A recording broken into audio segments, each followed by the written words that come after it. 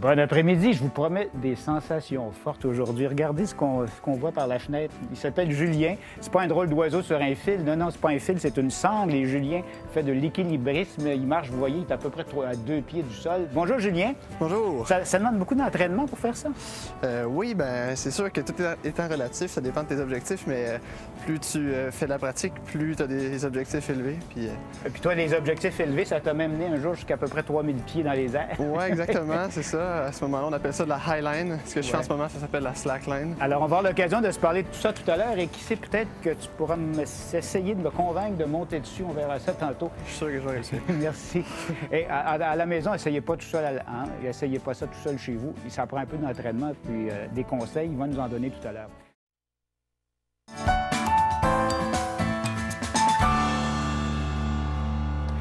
Alors, il fait beau, ça tombe bien. Ça nous permet d'être à l'extérieur pour parler à Julien Desforges, que nous voyons perché sur son fil, sur sa sangle. Julien, bonjour. Bonjour. Alors, Julien, vous voyez, il n'a pas froid aux yeux, il n'a pas froid aux pieds non plus, parce qu'en général, il fait ça nu-pied. Mais là, évidemment, c'est un peu frais. Alors, je vais te demander de descendre un petit peu pour qu'on ait le temps de jaser, sans être distrait par l'équilibre. Comment ça s'appelle, ce que tu fais là? Ça s'appelle une slack line. Slack line. Il y a beaucoup de monde qui confondent ça avec le fil de fer et c'est très différent, en fait, à cause que c'est un matériel qui est dynamique, donc il est élastique. Et ça réagit vraiment différemment à la manière dont on se promène dessus. Alors, t'es pas funambule? Non, c'est ça. C'est différent du funambulisme. En fait, ça a été plutôt inventé du monde de l'escalade dans les années 80 environ en Californie. Donc, c'est des grimpeurs qui ont commencé à balancer sur des chaînes puis ont fini par utiliser leur équipement. Puis bon, c'est devenu ce que c'est aujourd'hui. Bon. Toi, tu as appris ça, découvert ça comment? Tu fais de l'escalade? Non, c'est un de mes amis qui est grimpeur qui s'adonnait à faire ça. Puis il m'a montré ça. Ça fait à peu près 3 ans et demi.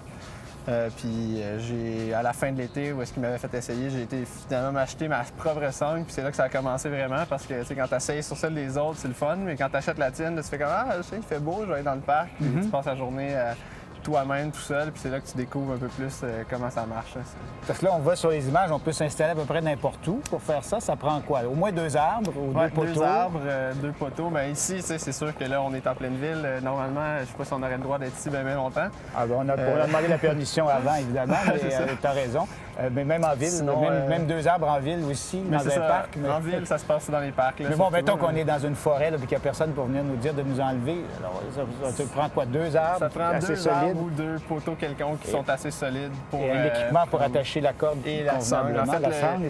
Moi ici, j'ai un équipement qui est un système de poulies, donc ça me permet de mettre plus de tension, donc avoir des lignes un peu plus longues. Mais généralement, pour un débutant, tu n'as pas besoin de plus qu'une sangle, 4 mousquetons, puis 2 maillons de chaîne ou anneaux en métal, même si c'est pas nécessaire nécessairement. Là, mais est-ce qu'il y a des cours? Est-ce qu'il y a des écoles? Il n'y a pas vraiment de cours en ce moment. Moi, en fait, j'ai fondé Slackline Montréal, qui est finalement une entreprise qui est vouée à la popularisation et au développement de la slackline. Puis avec ça, mon objectif, c'est d'éventuellement avoir, des ateliers. Mais on fait déjà des ateliers, comme on est les dimanches de l'été au Tam Tam du Mont-Royal. On installe les lignes pour faire essayer les gens. Puis éventuellement, là, ça serait d'avoir des cours. J'aimerais savoir un centre intérieur, en fait, pour pouvoir pratiquer aussi l'hiver, puis là, donner vraiment des ateliers autant aux débutants qu'au monde avancé qui veulent se perfectionner. C'est accessible. Il faut avoir un peu d'équilibre, mais n'importe qui, à n'importe quel âge, pourrait faire ça? Oui, c'est sûr que ça dépend des personnes. C'est surtout au niveau du psychologique. Sur le mental. Il y a beaucoup de monde qui pense qu'ils ne seront jamais capables de le faire puis qu'ils ne vont jamais se donner la peine d'essayer, donc ils ne vont jamais réussir. Mais n'importe qui peut réussir, ça, c'est sûr, je le confirme. Là. Au moins d'avoir des graves problèmes d'eau et d'avoir 70 ans. Mais c'est pas si vieux quand même, 70 ans, de faire attention à des gens de Sargent qui nous regardent. Mais je te voyais tout à l'heure avec les mains, puis ça, c'est quand on est rendu expert qu'on peut se permettre ce genre de... Ça fait longtemps quand même que je l'ai fait sur les mains, parce que c'est sûr que c'est difficile, là, mais si tu es capable de le faire par terre, c'est pas si difficile que ça. Il faut être en forme, de toute façon, vraisemblablement. Et toi, ça t'a permis de faire des choses aussi assez épouvantables. Quand vous allez voir les images, tu t'es retrouvé à faire ça. Là, on était à 3 pieds dans les airs, mais tu es allé encore plus haut. Parle-moi de ça un peu. Tu as fait ça quand? J'ai fait ça l'été dernier, en 2009. J'ai été en Californie avec 3 Californiens puis un ami d'ici. qui est venu avec moi. On est allé tourner un documentaire, en fait, sur la Highline, qui est la slackline en hauteur. Donc, on a fait des lignes qui variaient. C'est le même, la même sangle? C'est le même matériel. Là, t'es attaché. Sauf que, oui, t'es attaché. Puis aussi, finalement, il y a 2 lignes qui sont installées, une en dessous de l'autre, puis on les tape ensemble à toutes les mètres pour pouvoir, pour éviter que s'il y en a une qui lâche, ton anneau... c'est ça, parce que tu dois être attaché. Si tu tombes, là. Oui, non, c'est ça. T'es pas attaché au-dessus de toi. T'es vraiment attaché. Il y a un anneau qui entoure les 2 sangles. L'anneau est attaché à une corde qui est attachée à un harnais d'escalade.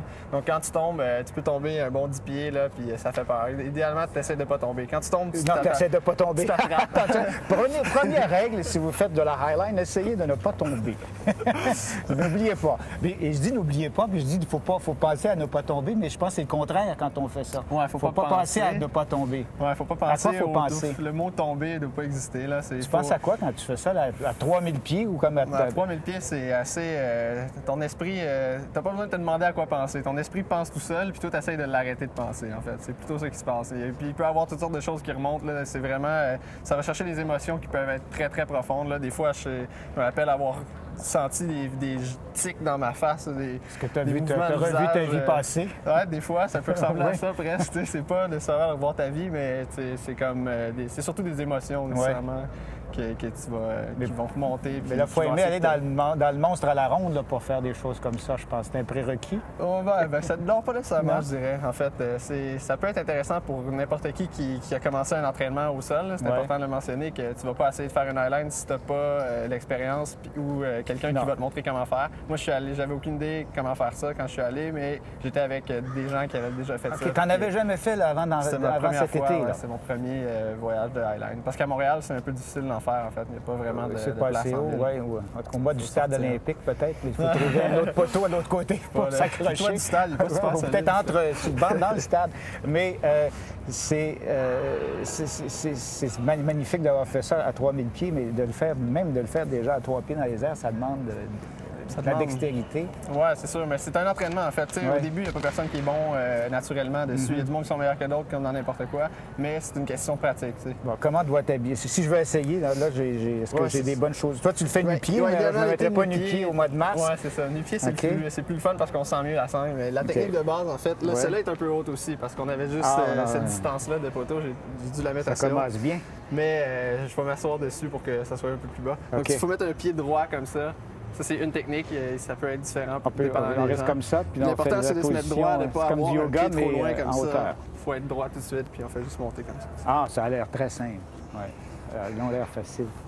Ben là, donc, je vais essayer. Oui, ben, je suis curieux. Regarde, au début, je vais te faire essayer sans personne. Normalement, je dis aux gens d'avoir quelqu'un pour tenir l'épaule. Ouais. Mais là, je vais m'asseoir dessus comme ça. Si tu tombes, tu fais juste débarquer. Tu ne devrais pas te faire mal.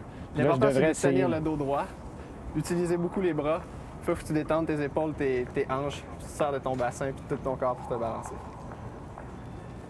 Ah, c'est pas mal du tout. Pas mal du tout. Bien, je vais essayer. Là, écoute, je n'avais pas essayé avant.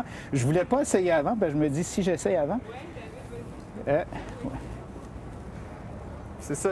Généralement, les gens, quand ils essayent au début, là, je me concentre sur le décompte de l'émission. C'est pas la bonne chose. J'ai demandé à David ou à Jean-Michel de venir juste pour m'aider à monter. Alors, je vous présente Jean-Michel, qui est caméraman aussi à l'émission. C'est la première fois que vous avez l'occasion de le voir, mais moi, je le vois tous les jours et c'est grâce à lui que vous me voyez. OK. Regarde, le reste là comme il faut. Je vais m'enlever tranquillement. Ah, tu vas pas t'enlever? Mais tiens-le. Oups. Reste là. C'est juste pour que tu vois le feeling de... Oui, le feeling. Ah. De la ligne au complet. Là. Une chance que tu es là, Jean-Michel.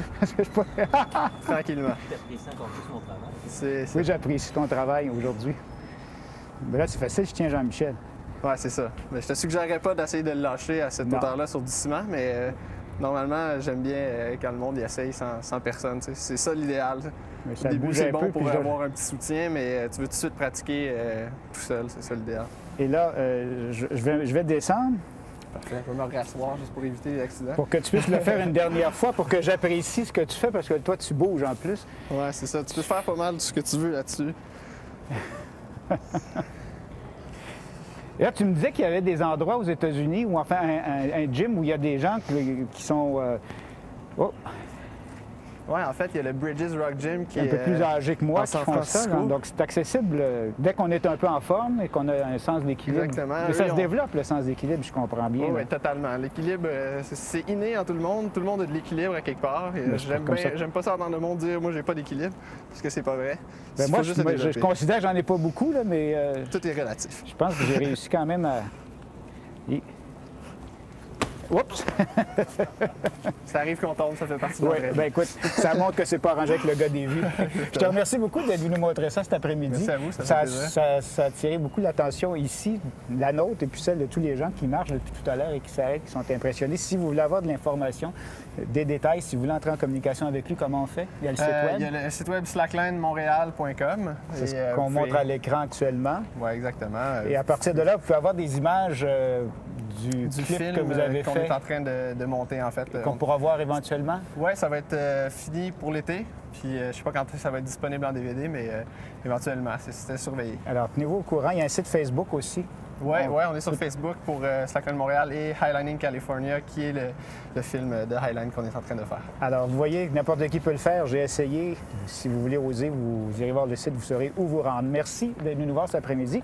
On va faire une pause maintenant et ensuite, ce sera le temps de vous présenter un autre des finalistes au concours Une chance qu'on l'a, un homme du Manitoba. On vous présente son portrait et la question du jour aussi dans un moment. À tout de suite.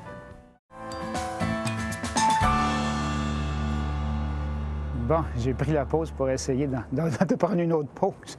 Tiens, je vais essayer. OK. Tu peux t'en aller. Bon, alors, je ne suis pas là pour faire des acrobaties, mais pour vous parler du finaliste du jour au concours Une chance qu'on l'a. Il s'appelle Lucien Jean. C'est un homme de Sainte-Anne. Saint-Jean-Baptiste, plutôt, je me trompe dans les saints, au Manitoba.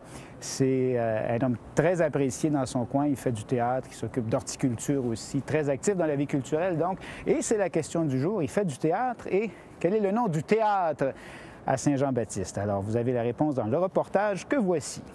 Alors, ça suscite beaucoup d'intérêt, cette sangle et le slackline. Et Martine veut laisser... Ah bien, regardons, t'es donc bien bonne. C'est pas super, hein? Bien oui.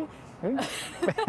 Alors, on va faire une pause, continuer à pratiquer, mais on verra si le prochain 4 minutes va te donner plus de dextérité. On fait une pause donc et ensuite, ce sera le temps de voir où en est Martine et quels sont les sujets de demain. À tout de suite. Je te laisse, là, je me tasse.